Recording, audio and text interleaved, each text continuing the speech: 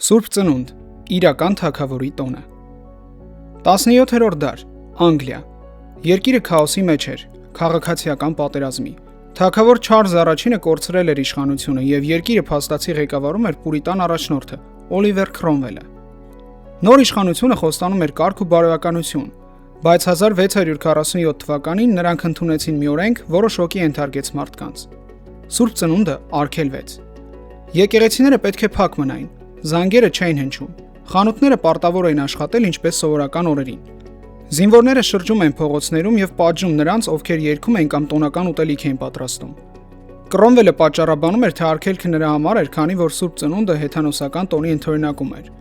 Բայց իրականում սա պարզապես կրոնական խստություն չէր։ Երկրի նոր իշխանությունները վախենում են մի գաղափարից, որ երկրի առաջնորդից կամ թագավորից բարձր մեկն էլ կա։ Սուրբ Ծնունդը հիշեցնում էր, որ աշխարհի իրական թագավորը չի ծնվել պալատում, այլ ախոռում։ Նա չուներ բանակ, չուներ թագ,